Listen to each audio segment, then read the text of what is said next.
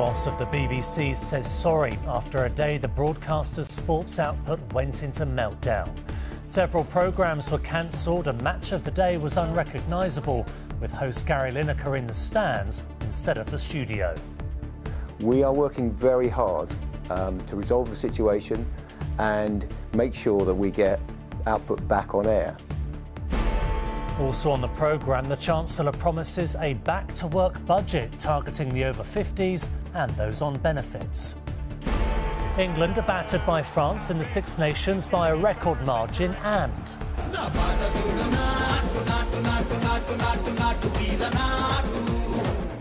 with a song and a dance, the chance to make Oscars history.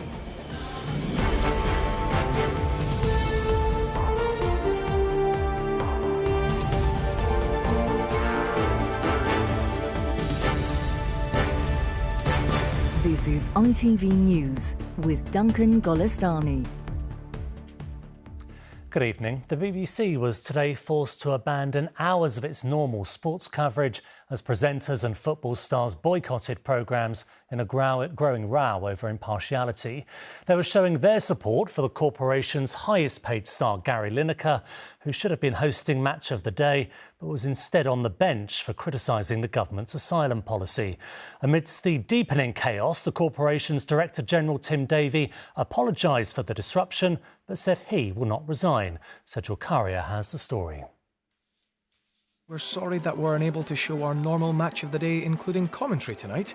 Crisis engulfing the BBC off-air was all too obvious on-air today. For the first time in its 59-year history, Match of the Day with no presenter, no pundits and no commentary. As support grew for Gary Lineker and revolt spread, plunging the corporation's weekend sports coverage into chaos. We have lots to talk about. As sports presenters and pundits refused to appear across BBC TV and radio output. This lunchtime's football focus, now in a change to the schedule, it's Bargain Hunt. Bumped off for Bargain Hunt.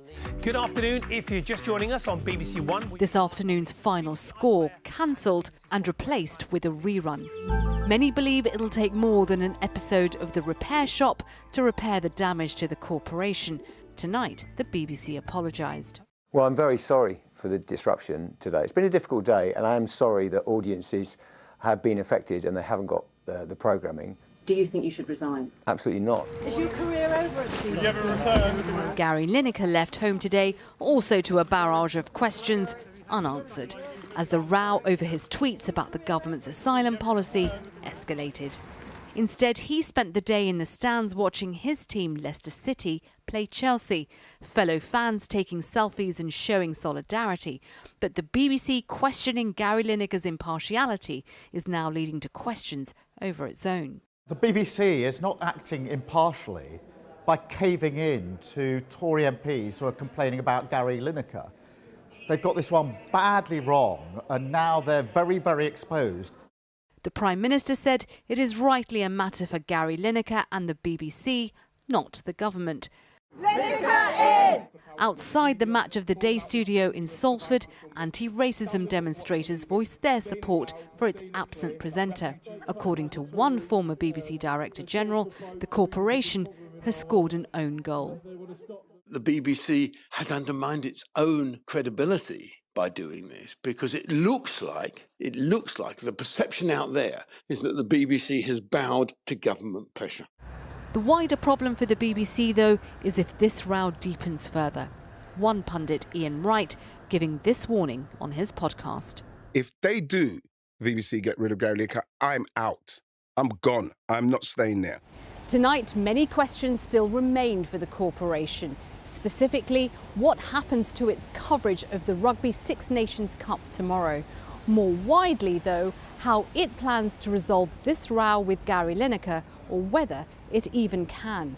What is clear is this political football is deeply damaging to the BBC and its reputation. Sejal Karia, ITV News at the BBC. The Treasury has revealed tonight that a key ambition of next week's budget will be getting non-working people who are over 50, disabled or on benefits back into work. Our political correspondent Tom Sheldrick has been reviewing the policy. So, Tom, we understand there is more money for childcare, but also more rules for people claiming benefits. Yes, it's a carrot and stick approach from the government. The context to this is that although officially the UK's unemployment rate is low, 1 in 5 working age people are economically inactive. That means they're out of work and not looking for a job. And clearly the Chancellor, Jeremy Hunt, believes that's holding the economy back. So we're told he'll announce plans to change assessments used to decide if you're eligible for disability or sickness benefits so that people can try work without fear of losing their benefits. More skills training will also be provided to over 50s, and universal credit claimants will get more support with childcare costs. But there will be stricter rules over how hard you have to look for work in order to get benefit payments, and a tightening up of sanctions for people who don't take advantage of employment opportunities. Those last points may prove controversial, but so far Labour are not criticising this policy itself. They're claiming the government are following their lead on welfare reforms. OK, Tom, thank you. Junior doctors look set to go ahead with 3 days of strikes next week after declining a late offer of talks. The British Medical Association dismissed the government's invitation to sit down as a feeble attempt to stall us. The strikes, starting on Monday, are expected to cause massive disruption for patients. Ellie Pitt has more. Amongst the thousands of protesters marching to Downing Street today in support of health workers going on strike were those who won't be in work on Monday.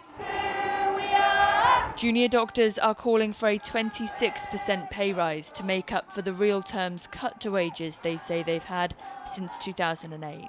I think the mood amongst junior doctors is incredibly demoralised, incredibly dejected. I mean, over the last couple of years, withdrawing our labour seems to be the only method, the only mechanism, the only recourse that we have to send a message to the government that too many patients are dying. Renationalise the NHS! Late last night, the government finally invited the Junior Doctors Union to negotiate. Health Secretary Stephen Barclay tweeted, "I've written to the BMA inviting them for formal pay talks on the same basis other health unions accepted, including calling off next week's strike." But this afternoon, the union said it couldn't accept the preconditions or late notice of the talks, so the strike would go ahead. I've met with Steve Barclay. The junior doctors have met with Steve Barclay. Each time we've met, we've asked what's on the table, and the answer is nothing. We haven't actually seen anything to alter our view that this isn't just a stalling tactic. Other health unions have called off their walkouts and are in conversation with the government for wage increases.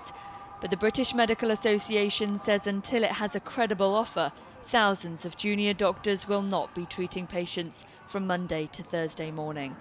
Ellie Pitt, ITV News. In other news, a 29-year-old man has been arrested on suspicion of terrorism offences after a woman was stabbed outside a leisure centre in Cheltenham on Thursday. She is in a stable condition in hospital tonight. The UK arm of America's Silicon Valley Bank is to enter insolvency tomorrow after its parent company collapsed yesterday. The Chancellor and Bank of England have been discussing how to minimise disruption to the British tech industry. And more than 1,300 migrants have been rescued off Italy's southern coast. The Italian Coast Guard launched a huge rescue operation in rough seas to save the occupants of 3 overcrowded boats. In sport, England were humiliated by France today in the Six Nations rugby, conceding 53 points in a record home defeat. Chris Scudder was watching. Not the way Ellis Genge wanted to mark his first game as England captain. France ran a coach and horses through his big day, almost from the start. And France puncture England within 2 minutes. The French had not won a Six Nations game at Twickenham since 2005, but 18 years of gloom were vanishing fast. Second French try.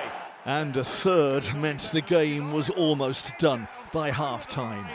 England in tatters. The only bright spot was a rampaging try from fullback Freddie Stewart.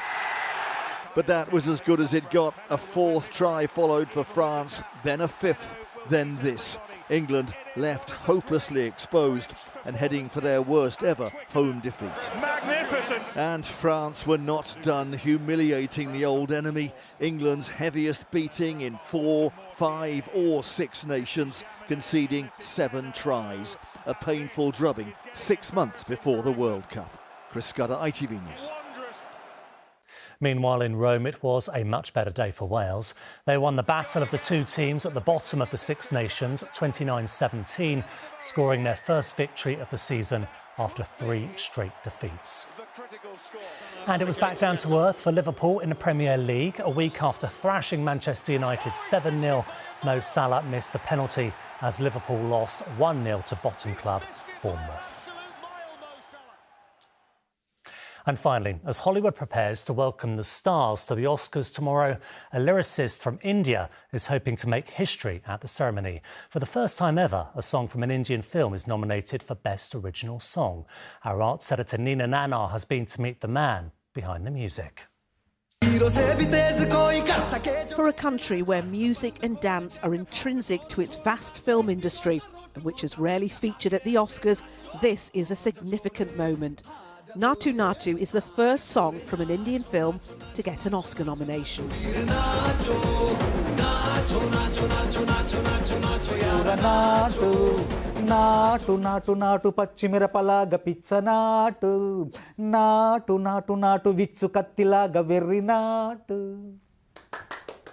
For the prolific lyricist who's already picked up a Golden Globe for the song, it is overwhelming. Proudest moment, happiest moment, greatest moment in my life. Natu Natu, which means dance, dance, comes from the Telugu language film RRR, set in colonial India. The scene where the song features was meant to be filmed in Hyderabad, but post-pandemic difficulties in bringing Western-looking actors to the country to play the British brought the team to Ukraine and the presidential palace in Kyiv, just months before the Russian invasion. People are so lovely, and the president was so graceful to offer us his palace to shoot.